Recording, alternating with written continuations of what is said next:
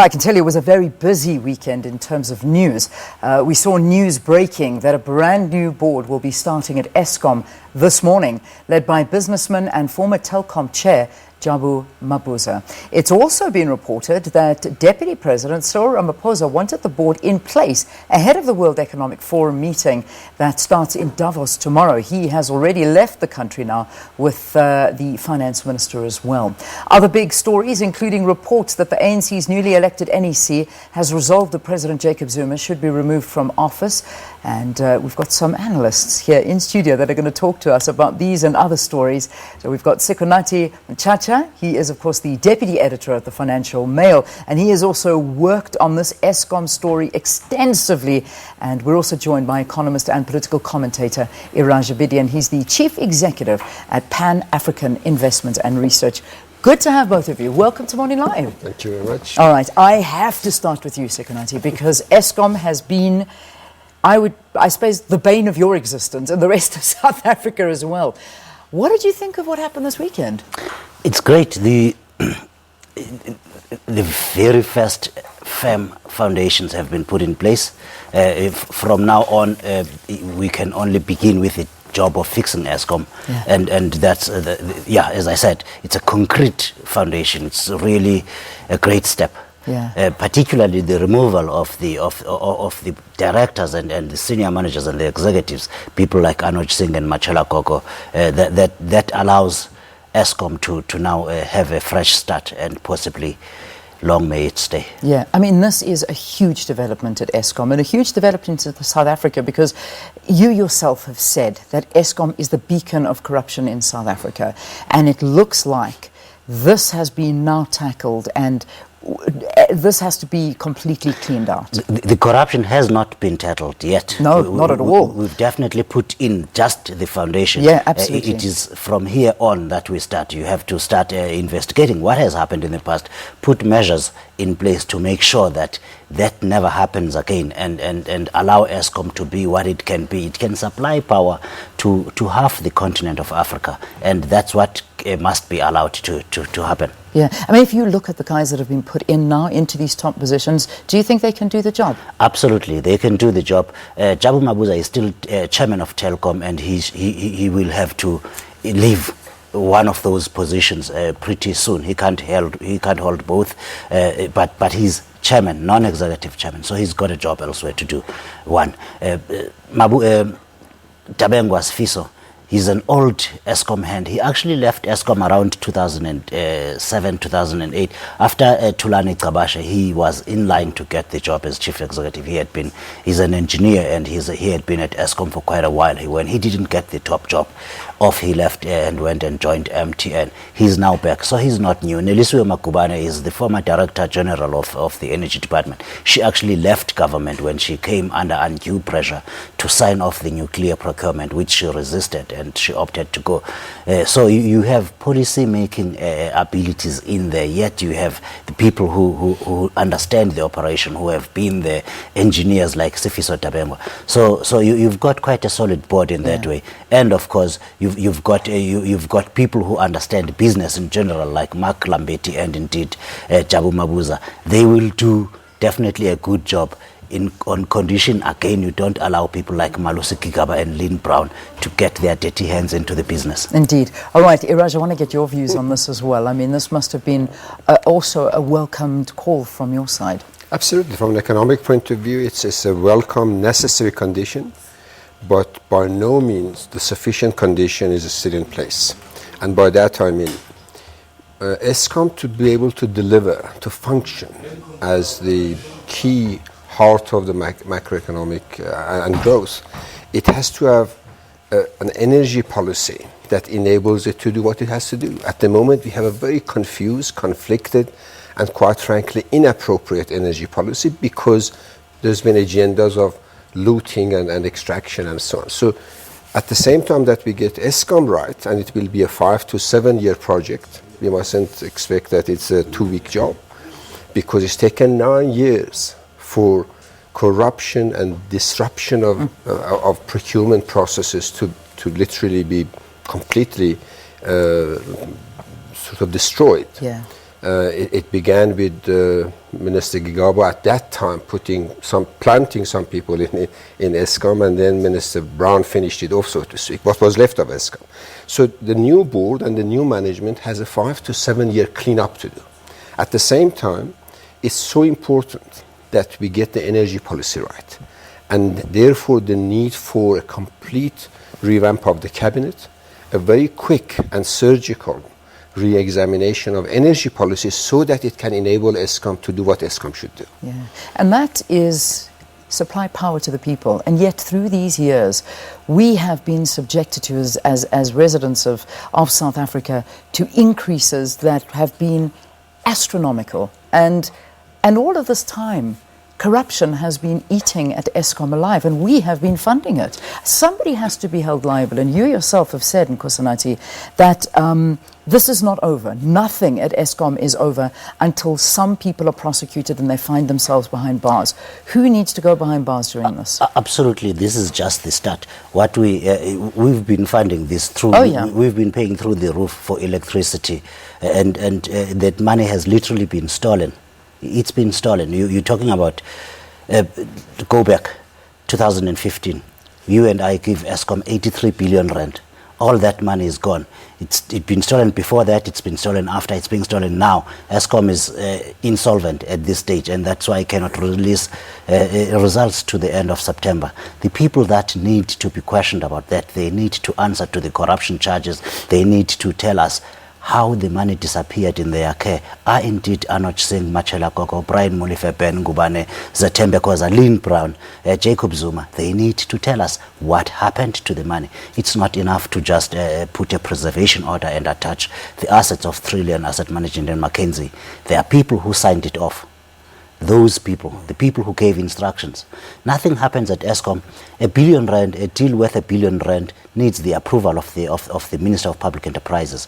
The Minister of Public Enterprises takes her instructions from the President of the Republic. Those people have to tell us what happened to the money.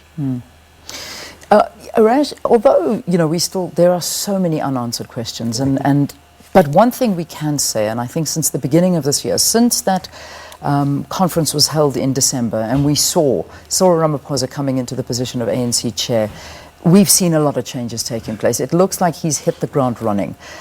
Whether we just take Eskom as an example and the fall of those executives this weekend, do you believe that this is the start of holding people accountable, of changing things around and changing the narrative of corruption that South Africa has been seeing and witnessing almost helplessly for the last 9 years? Absolutely, and I think it's so important that we also put that in the context of ANC, not just Mr. Ramaphosa, but ANC's dominant sort of force at the moment within the party, for the sake of the party and for its continuation.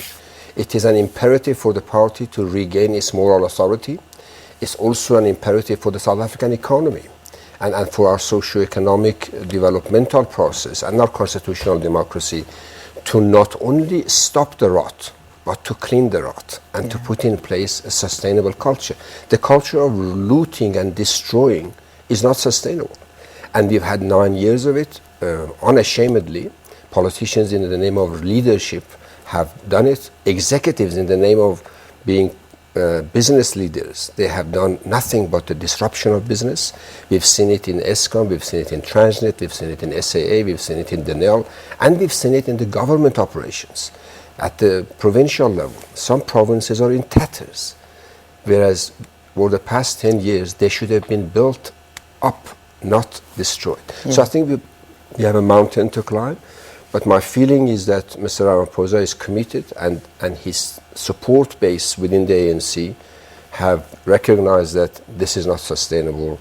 Whether you look at it from a personal point of view, as a politician, whether we're looking at it as a party or whether you look at it as a country, it's just not the way to run the country. A question I need to ask you, because there was a little bit of criticism yesterday with the fact that with everything that's going on at Eskom and just generally the changes that are taking place, was it a good idea for both the finance minister and Ramaphosa to leave South Africa and go to the World Economic Forum? I mean, how important is the World Economic Forum? In my view, it's not.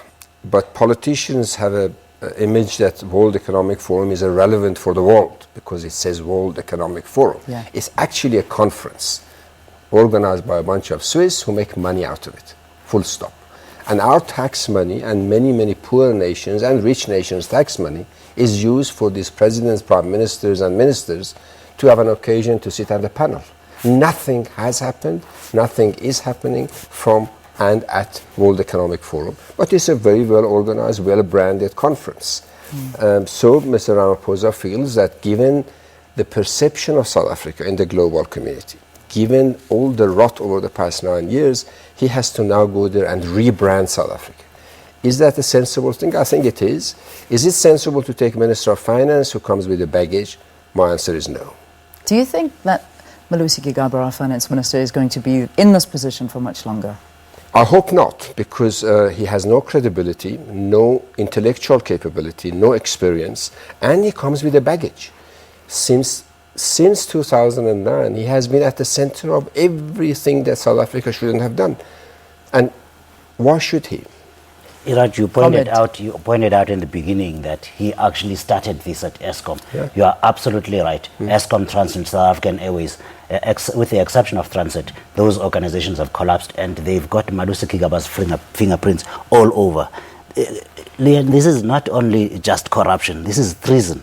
On the part of Malusi Gigaba, on the part of Lynn Brown, on the part of Jacob Zuma, all these people that have enabled this Gupta family that came all the way from India to take over. That is the definition of treason, and someone needs to be held accountable. Yeah. It started all the way with Malusi Gigaba. He has not for once acknowledged it. He's the one making loud noises about cleaning up corruption. He needs to be the first out the door, and he needs to be the first standing in a court of law telling South Africa what on earth he was doing, allowing the Guptas to take over, literally handing over these state institutions to undermine the state. That is treason, and he was doing that having been appointed by someone who made sure that he would do these things. He indeed then all the way down in those organizations and the department instructed people to carry out these illegal instructions.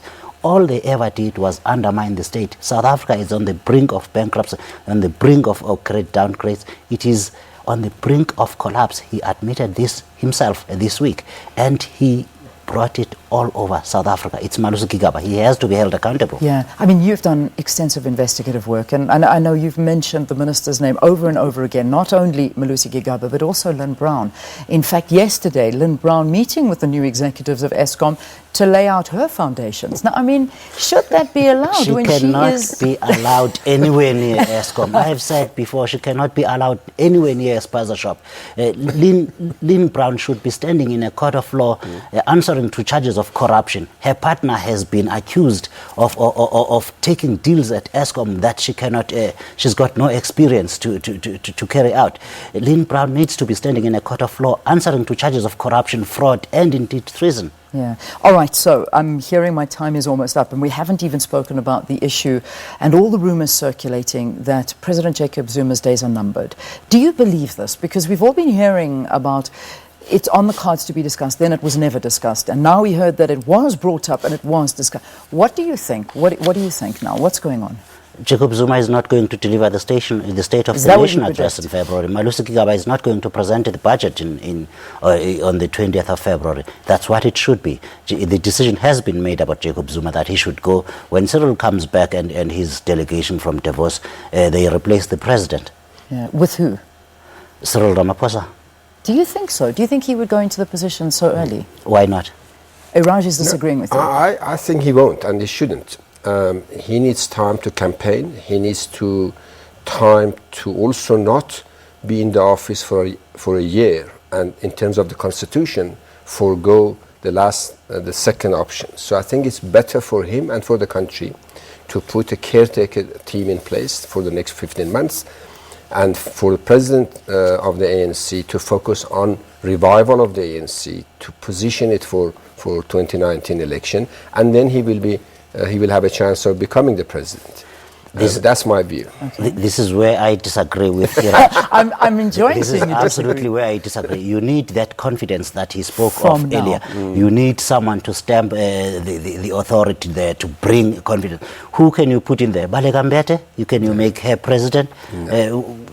You only have Cyril Ramaphosa coming in there. The definition of the term in terms of the constitution is clear. It's a 5-year term. If there's a problem about these next 15 months, that would be decided and cleared by the Constitutional Court at the time when he next stands for the second term, or at the conclusion of the term that will start in 2019. Yeah. Do you think it'll be as early as this week? Because I know we're looking at time frames, but do you think that that the president's removal could be this week? Because the State of the Nation is around the corner, even though there's been talk about the fact that possibly the State of the Nation might be moved out a little bit further. I know it has to be given before the end of February, but it may be pushed forward a couple of weeks. We've got no time to waste. It has to be as soon as possible. One. Secondly, Parliament, as soon as it opens, the first point of order has to be elect a president. And that needs to happen. Could it now happen at the State of the Nation you have address? You have to bring forward the opening of Parliament. Yeah. Now that the ANC National Executive Committee has said the president must go, what is there to wait for? We've had this uncertainty and all this destabilizing effects over the past 9 years. We cannot afford a single day to waste. And certainly on the economic But there's also one other national interest apart from the ANC, and that is the country's credit rating. Yeah. If we do not act on it before the end of January, the chances of junk grade is almost 100%. However, if the ANC makes that decision, it may just be able to avert a formal junk grade, which is absolutely consequential for a country that is on the brink of bankruptcy. We leave it there. On that note, gentlemen, I've got to have you back in studio. Perhaps on Monday next week, we can discuss the week that was, what we predicted and what actually happened. So nice speaking to you. Sikonathi Mantshantsha, who is the deputy editor of the Financial Mail. He's worked on this Eskom story extensively. And of course, economist and political commentator Iraj Abedian. Both of you, thanks for your opinions. We take a break. We'd love to hear your opinion.